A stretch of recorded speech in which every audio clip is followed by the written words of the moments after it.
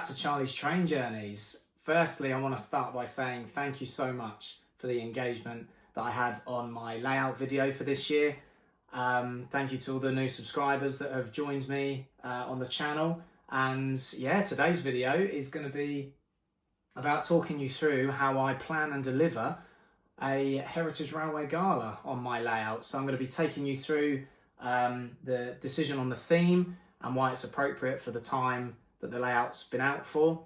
Talking to you about the visiting locomotives and an exciting update on how to make that look more realistic as well. I'm going to be showing you some other bits and pieces that I plan as well. I'm going to be taking you through a flyer that I hypothetically pump out to consumers to engage them in what we're doing on the Gala week, and also a timetable as well. I'm going to be showing you that too, as well as some highlights later on of the actual event on the Saturday. So yeah, I'm recording this on the Sunday, so I'm going to start by taking you through a couple of little updates on the layout and then getting you into the stuff for the Gala. So yeah, here we go. So the major update that I've got to share with you is the yard. So as you can see, I've invested in a low loader because that's going to be very appropriate for doing some visiting locomotive movement onto the railway. So yeah, had great fun doing this the other day, just giving it a trial with 92 Squadron and with Black Prince. So yeah, great fun. And obviously I've added in this fencing around the outside of the yard too, just to, you know, section this area off, and a little bit of road as well, so it feels like it's come from a specific direction. Now this piece of road was actually here, so I've had to rearrange just this area a little bit. It was quite open when I'd moved the road towards the back of the Chinese and the florist store.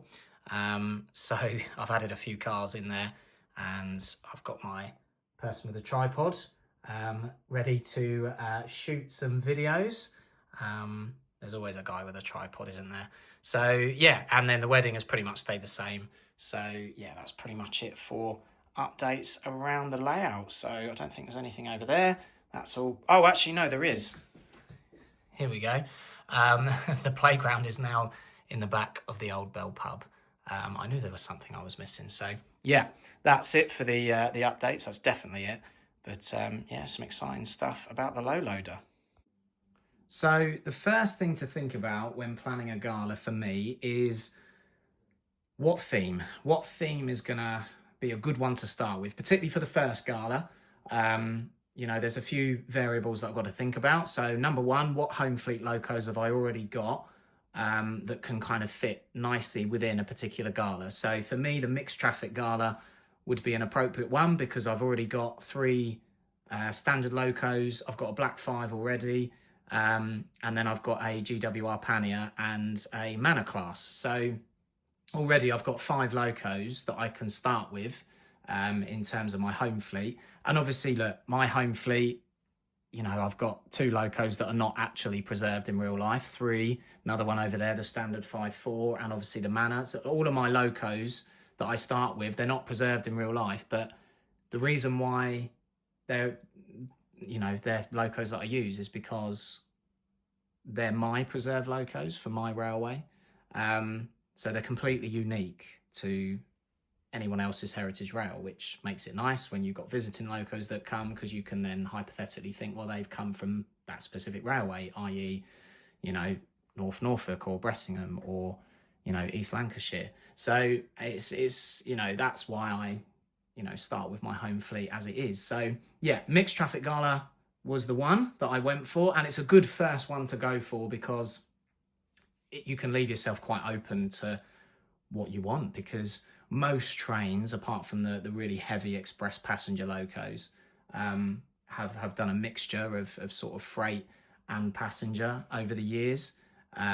So yeah, it gave me lots of opportunity to, you know, think about what locos would you know, be appropriate in terms of visiting locos, and that is what I'm going to talk to you about now. So the visiting locos, here they all are. Well, they're boxes anyway. I'm going to start with the Betton Grange that I've got. Now, obviously on the box it says Buckleberry Grange. That is because I had my Betton Grange converted by the Betton Grange Society. They done new number plates etched and name plates, which is really cool.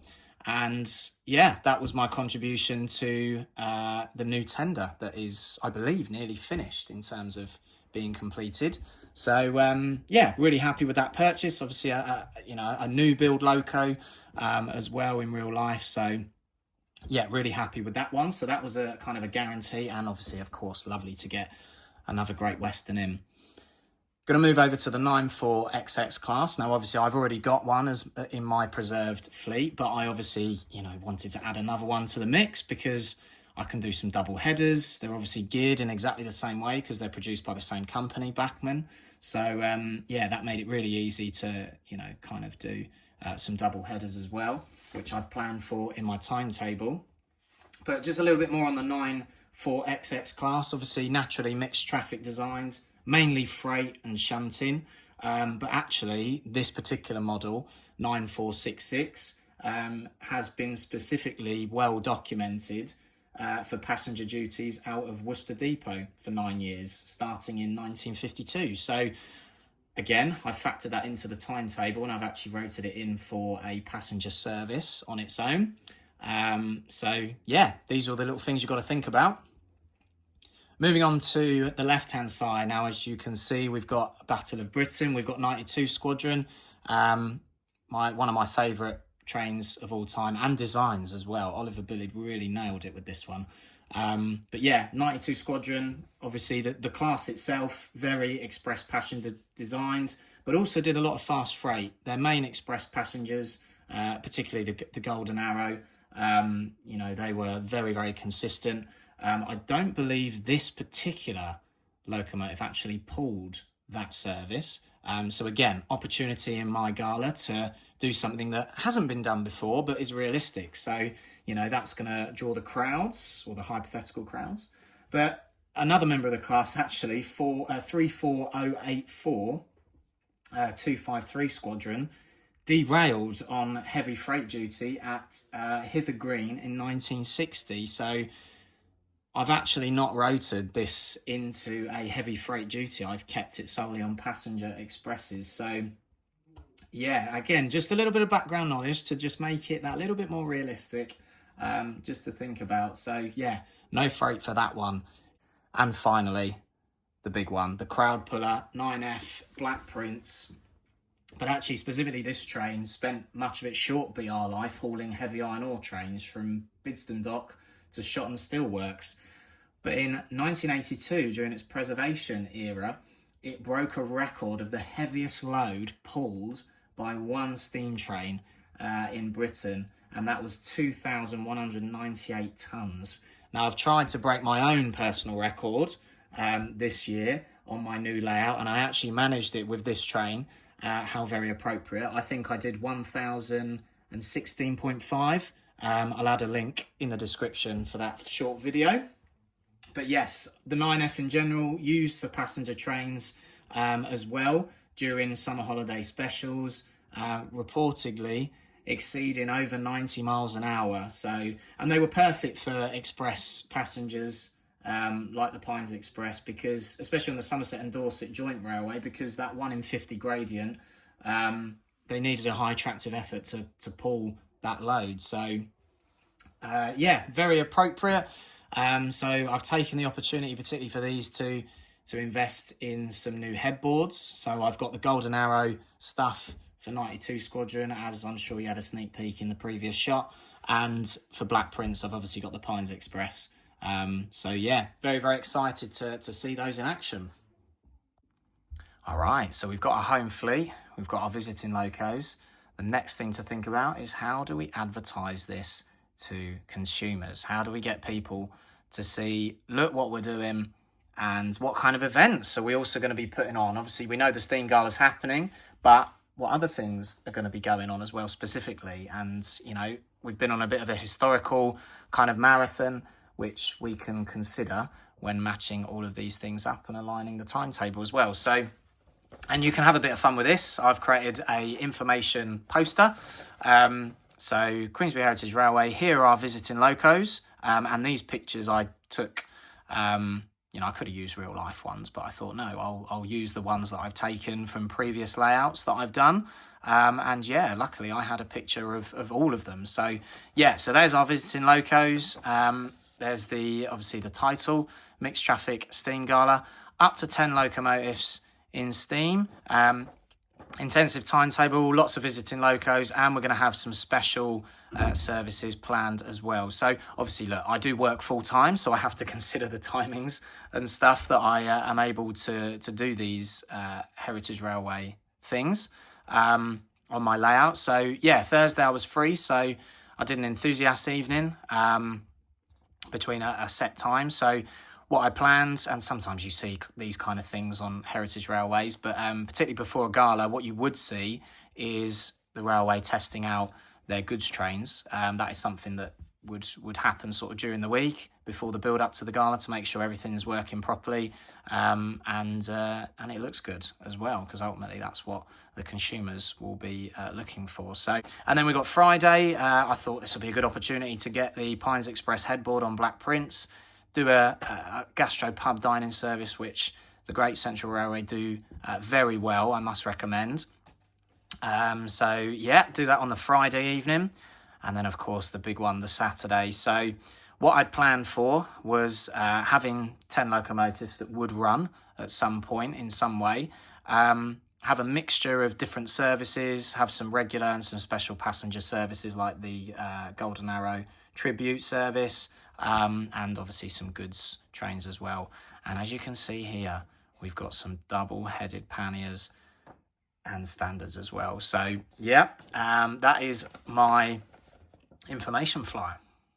And probably the most in-depth part of planning a gala, the way I do, is thinking about the timetable. So obviously I've gone with the same colour scheme that I have done for my information flyer, but that's besides the point. The main bits are how I've structured it. So got two grids. We've got our destinations down the side, and I've also factored in Scaledale Junction because obviously a lot of movement happens there and a bit of crossover as well. And then the top grid is for the line going to Cooper's Crossing. So that is the inside line. And then for Gowfland Mount, that is the outside line. So yeah, obviously I have to consider two lots of loco movement and sort of two lots of journeys as well at the same time. So yeah, it can be, as you can see how specific the timings are, it can be quite in depth. And obviously I put little asterisks and side notes to remind me while I'm sort of in the zone that certain things need to be ready or moved or replaced, or maybe factor in some hand of God stuff, and just to, keep everything running smoothly. But if I show you the timetable that it became, you can see that actually a lot changed. Now, listen, this is trial and error. It's always going to happen on your first gala that you plan. Sometimes things don't go to plan, and I'm going to talk to you a little bit about some of the things that didn't go to plan. So, because I think that's quite funny and also important, because listen, it happens on Heritage Railways. It's totally realistic. So I actually had a problem with 7823 Hook Norton Manor. It actually derailed on the return journey at Scaledale Junction. So yeah, a lot of passengers needed medical attention. So it was very important for the 08 to come and rescue the passengers and bring them back into Queensbury, where they could be supported and medically treated after that. So I then had to store that in the yard because I couldn't risk it going out again. And I covered the service later on in the afternoon with 5089. So 5089 obviously would have already been in steam because it was working in the morning. And yeah, it was kind of the only train really that had a sufficient time gap really between shifts, or services, even shifts. So yeah, that was the first major incident. And as you can see, I made a couple of tweaks to kind of factor this in, but I did manage to catch up around lunchtime.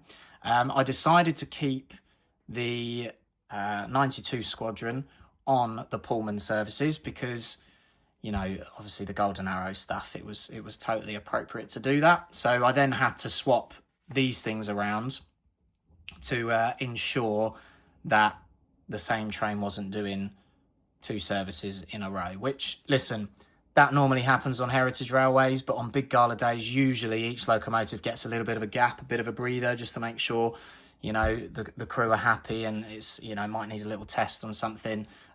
So yeah, I sort of rearranged this whole section. It looks a bit confusing, but basically I moved this service to here, that to there, that to there, that to there. And that's basically all I did. Kept all the timings the same, and I was able to stick to them, so that was good. And then the final incident that happened was 75053. I noticed during its service in the morning that it was stuttering a little bit. So after I pulled that back in, I then moved it over to the yard. And yeah, I actually gave it a little bit of a service. And once I serviced it, I sent it out for a quick test run up and down the station while the track was clear.